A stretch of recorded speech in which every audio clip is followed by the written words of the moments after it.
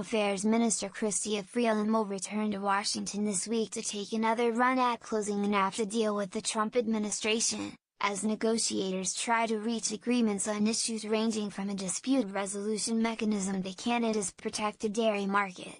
Ontario Premier Doug Ford, meanwhile, will make his first trip to the U.S. Capitol on Wednesday to push Canada's negotiating team to strike a deal. Canadian and U.S. officials were in talks over the weekend and on Monday in a bid to find compromises that Ms. Freeland and U.S. Trade Representative Robert Lighthizer can sign off on when they next sit down.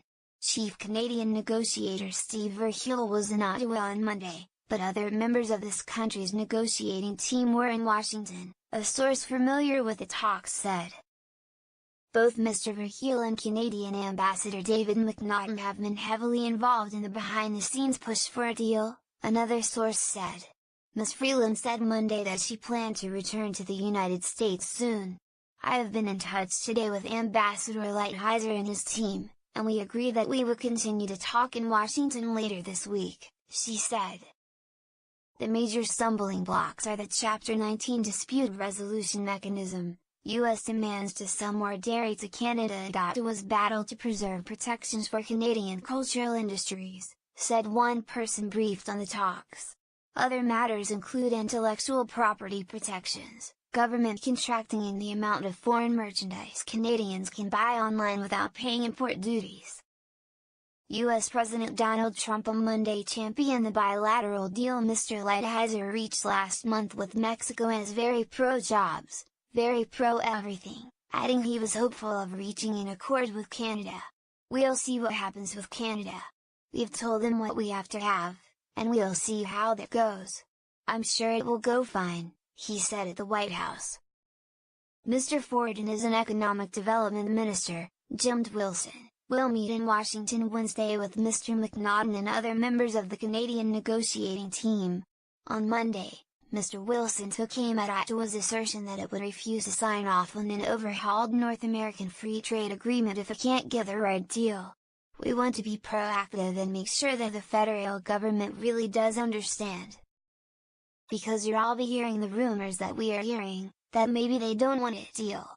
So we're going down there to say that you bloody well need to get a deal," he told reporters at Queen's Park. "There are a million jobs directly and millions more indirectly dependent on a deal with NAFTA. They're going to know it on Wednesday." Ms. Freeland said she welcomed Mr. Ford diving into the file. "I am an Ontario MP. I am always happy to speak to the Government of Ontario about where these negotiations are going and to hear their thoughts and ideas," she said. Politicians across Canada's political spectrum have largely tried to present a united front in NAFTA talks, but that solidarity has frayed in recent days. With some Tories have accusing the Trudeau government of mishandling the negotiations by being too obstinate with Mr. Trump. Federal Conservative House Leader Candice Bergen said Monday that Mr. Trudeau should not have pushed to include progressive equity measures in the deal. "What the Prime Minister had done in these trade negotiations is tick people off," she said. "We certainly wouldn't have gone in and lectured on things like gender rights and the environment." Daniel Lujkso, an Ohio trade lawyer who works with steel and auto companies dependent on NAFTA, said the negotiations are not deadlocked. "I don't think the talks are stalled right now. The technical work is being done as we speak," said Mr. Lujkso, of the firm Dickinson Wright. "We're all in standby mode, waiting to see what the technical meetings are coming up with a report from Justin Giovanetti,